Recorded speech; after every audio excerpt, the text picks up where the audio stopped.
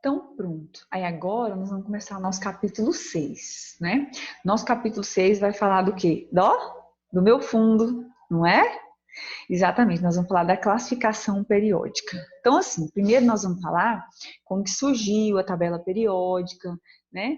E quem foram os estudiosos, cientistas maravilhosos que fizeram essa tabela. Então, deixa eu abrir aqui para vocês. Eu vou aqui no seu módulo. Então, é o seguinte, aí, beleza, seu módulo aí, ó. E ele vai falar, então, da classificação periódica, certo? Antes da gente falar da classificação periódica, ele vai contar aí para você um pouquinho da história da sua tabela periódica, tá? Que é uma coisa que eu gosto muito dentro da química, que é essa parte da história da química, dos estudiosos. E eu gosto de passar isso muito para vocês, porque, gente, o Enem, ele está fazendo umas interdisciplinariedades entre as disciplinas, né? Hoje em dia você não faz mais só prova de química, só prova de física, só prova de matemática. Então você faz prova de química misturada com história, matemática, química e biologia. Você começa a ler e acha que a história, de repente, é o quê? É biologia. Então, é muito bom você estar dando uma olhada nas datas para você relacionar com o que estava acontecendo com a história, ou com a filosofia, ou com a matemática, ou com a biologia naquele momento. Porque assim, ó, as descobertas, elas vão durante o tempo. Vocês sabem que muitas descobertas ocorreram durante um período da peste, né, na Europa, na época da Segunda Guerra, onde vários cientistas ficaram fechados em casa. E aí o que acontece? Esses cientistas, eles estudavam mais, né? E eles acabavam aprimorando os seus conhecimentos, ok? Então, ó, vou mostrar aqui para vocês. Aí eu quero passar para vocês também 2 linkzinhos para vocês estarem pesquisando lá no YouTube, tá? Que é o seguinte, deixa eu mostrar aqui. Eu não sei se tem como vocês copiarem esse link, mas é o seguinte, ó. São esses 2 links aqui, ó. Esse aqui, que eu posso tá fazendo o seguinte, eu vou copiar e passar para vocês, né? Fica melhor, né? Então eu copio. Esse aqui é um PDF sobre um breve histórico da tabela periódica e esse outro aí é um vídeo sobre também a história da sua tabela periódica, tá? Deixa eu só te mostrar aqui, ó. Você vê que coisa interessante. Quer ver? Vou colocar aqui só para iniciar ali para vocês observarem aqui, ó. Então, ele é um PDFzinho, tá? Vou tirar esse negócio aqui. Que ele vai contar aqui, ó, a história lá da sua tabela periódica, tá? E ele tem uns temas muito interessantes. Então, é muito bom vocês darem uma lida nisso, tá? E ele faz uma equiparação na época do descobrimento, né, dos átomos e tal. E o outro é esse videozinho aqui, ó, que é um vídeo, assim, bem simplesinho, e que também conta um pouco da história da tabela periódica. Lá no YouTube você acha, viu? E aí é bom você ler o PDF e o vídeo antes de continuar a aula para ficar bem mais fácil para você, tá bom? A internet hoje está uma bênção, né, gente? Uma maravilha, né? Então, tá aí, ó. Aí é esse videozinho aqui, ele é rapidinho, ele é curtinho, tá? Não, esse aqui não, esse aqui é de propaganda, né? E é o vídeo da história da tabela periódica, narrada de uma forma bem interessante esse aqui, tá bom? Bom, então aí vocês vão assistir lá, ok? Então é o seguinte, ó, voltando aqui para o nosso livro, depois de você ter lido o PDF e de você ter assistido o vídeo, aí a gente vai vir aqui na história da nossa querida tabela periódica, que é a tabuada da química, né? Tudo concentra na nossa tabela periódica. Então, ó, nós temos uma das primeiras das tabelas periódicas foram as trias de Dobenheim. O que acontece? Dobenheim foi um cara, um estudioso, um químico alemão, que ele tinha uma capacidade de organizar os seus pensamentos. E aí, durante as descobertas, né, da dos elementos químicos, que ele também estudou farmácia, ele observou que os elementos químicos eles tinham uma semelhança assim. Tinha o primeiro elemento e o terceiro. O elemento do meio era a soma das massas, a média aritmética. Então, vamos supor, o primeiro elemento tinha o número 1 e o terceiro o número 3. Obviamente que o do meio tinha que ter o número 2, por quê? 1 mais 3, 4. 4 dividido por 2, 2 era o elemento do meio. E ele observou isso com 3 elementos químicos, que foi o cálcio, o estrôncio e o bário, tá? Por isso que ficou as tríades de Dobenheim. Então, ele pegava de 3 em 3 e ele observava isso, tá? Muito interessante, ele conseguiu fazer isso. Aí, depois, mais na frente, tiveram algumas exceções, né, da tabela periódica, e aí ele foi-se por água abaixo a tabela das tríades de Dobenheim, ok?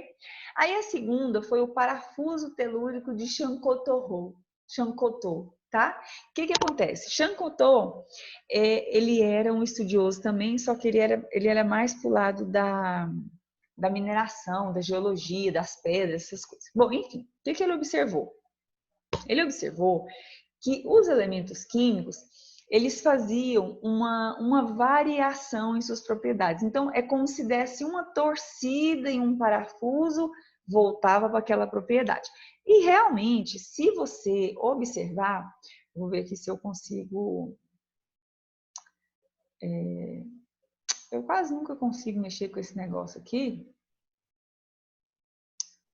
que é o seguinte. Aqui, ó, se você observar aqui, ó, na tabela periódica que está aqui no fundo, aqui, o que acontece? Você tem aqui do primeiro elemento até o último.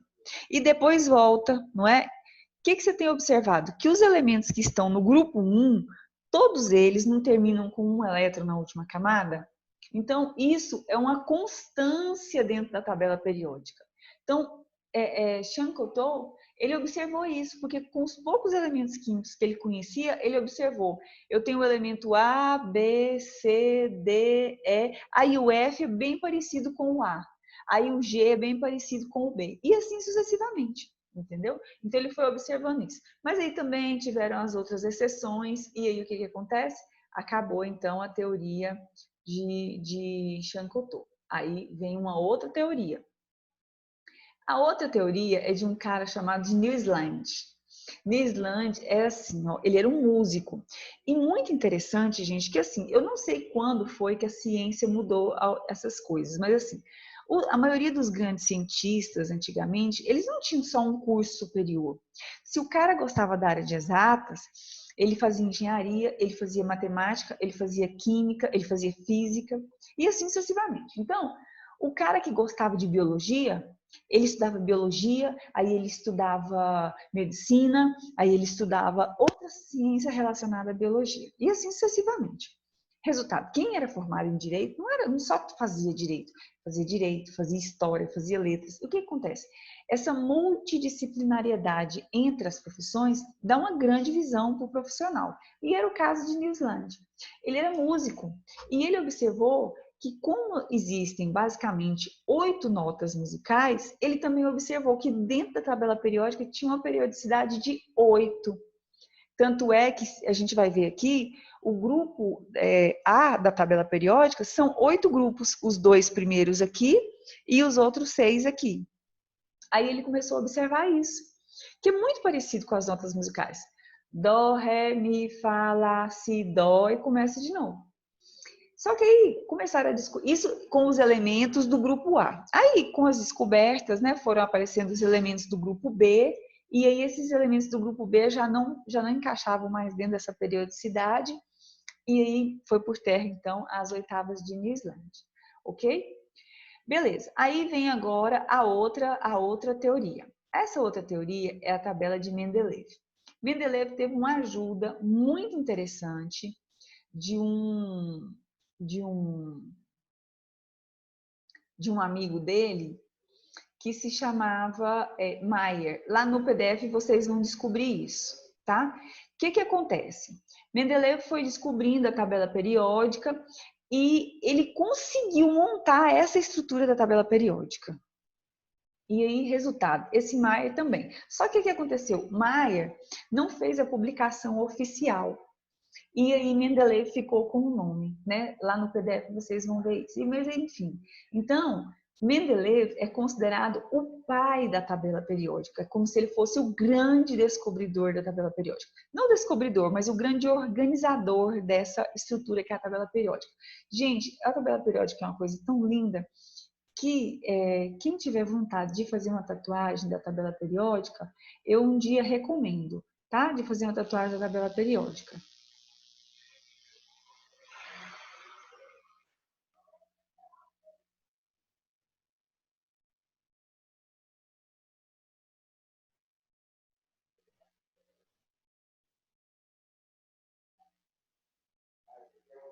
Como é fácil?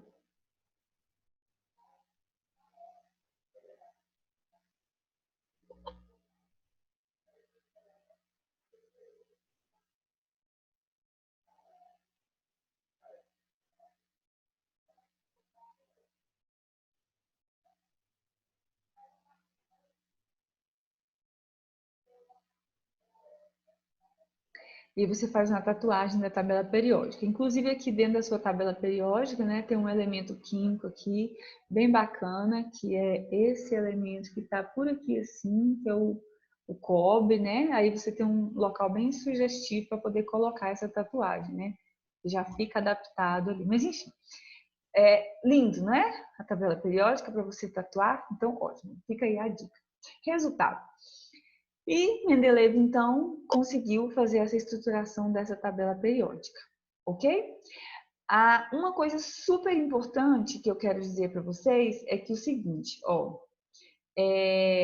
não está aqui não, eu quero que você sublinhe lá no seu módulo, é que o seguinte, ó, após 14 anos, aqui, ó, é isso aqui. Após 14 anos de publicada a tabela periódica, Mendeleev Mayer. Então, esse é o segundo cientista que ajudou Mendeleev na construção dessa tabela periódica, certo? Acontece que é o seguinte, ele estruturou, ficaram algumas brechas, né, aí na tabela periódica, então, assim, ficaram algumas coisas que estavam vazias, não conseguiu, né, explicar. E aí veio um garotinho chamado Mosley, que foi assim um dos ajudantes, né? Eu não sei se Mosley foi aluno de Mendeleev, mas eu tenho quase certeza, viu, que ele foi aluno de Mendeleev. Deixa eu ver aqui Mosley. Ah, eu adoro a história de Mosley, é muito interessante. Vocês imaginam, Mosley, doutor em física aos 23 anos de idade. Vocês sabem o que é isso, gente? Um doutor aos 23 anos de idade? 4 anos de graduação, mais 2 anos de mestrado, mais 4 de doutorado. Na Europa, as pessoas, depois da graduação, elas podem fazer o doutorado direto, dependendo do nível da graduação delas. Então, se o cara é muito bom, se ele participa muito de pesquisa, ele não precisa fazer mestrado, ele vai direto para o doutorado. Enfim, você coloca aí no mínimo 8 anos de vida estudantil para Mosley, né? Se ele foi doutor aos 23 anos de idade, gente, com quantos anos esse cara entrou na faculdade? Pira, 16 anos de idade, né? E aí, o que que aconteceu com Mosley? Aqui, eu não sei se fala aqui, mas o que que aconteceu? Ele é muito patriota, né? Assim como muitos europeus são patriotas. Ele se alistou como oficial, tá aqui, ó. Ele se alistou como oficial na Primeira Guerra Mundial e aí foi ferido em combate, né? Muito triste, uma pena. Mas é isso aí, muito inteligente. E aí o que acontece? Mosley fez o preenchimento das partes vazias da tabela periódica de Mendeleev, certo? E aí ficou a nossa queridíssima tabela periódica atual, que é essa coisa linda e maravilhosa. Deixa eu colocar uma tabela aqui para vocês que eu fiz aqui. Aqui, olha que coisa mais linda, que é a tabela atual, certo? Olha só. Então, essa tabela periódica aqui é a tabela periódica atual. Eu vou mostrar aqui para vocês os nomes e a classificação de cada uma delas, certo? Dentro dessa classificação existe uma divisão da sua tabela periódica, tá? E os nomes atuais. Antigamente tinham os nomes eram de metais a metais, não metais, né? E aí, hoje em dia, não existe isso mais, tá? Então, a gente já coloca essa nova classificação aqui da sua tabela periódica já um pouquinho mais diferente, tá? Bom, ele colocou uma nota aqui para você do Saiba Mais, que foram 4 elementos químicos adicionados na sua tabela desde 2016, que aí o PAC, ela faz a cada 2 anos ou 1 ano, quando tem algo diferente, ela faz a inserção de novos elementos químicos quando descobertos. Descobertos não, na verdade, quando fabricados, né? Porque a partir de agora esses elementos são basicamente artificiais. E aí ela acrescenta na sua tabela periódica esses elementos químicos, tá? É o seguinte, agora, para a gente estudar a tabela periódica, eu só quero dizer para você o seguinte, antigamente a tabela periódica eram divididos em 9 famílias ou grupos do grupo A e depois do grupo B, certo? Então a gente tinha família 1A, 2A, 3A, 4A e tal. E aí isso hoje está obsoleto. Ele fez a nomeação da sua tabela por inteiro. Assim, ó, quer ver? Deixa eu te mostrar. Aqui, antigamente era assim. Os elementos que terminavam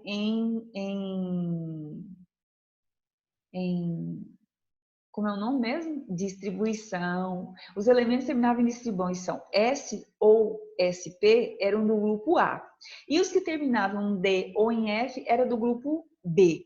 E aí, essa nomenclatura é que foi por terra, certo? E essa nomenclatura que eu vou mostrar aqui para você, tá? Então, a nomenclatura obsoleta é essa: 1A, 2A, 3A, 1B, 2B, não existe mais. Agora, a tabela periódica vai do grupo 1 ao grupo 18 e não existe mais essa questão, por exemplo, existir 2 famílias do grupo 1, 1A e 1B. Não.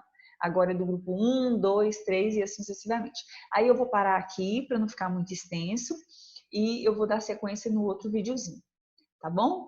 Para vocês não se cansarem, não abusarem de minha pessoa, tá bom? Então, um beijo, até daqui a pouquinho.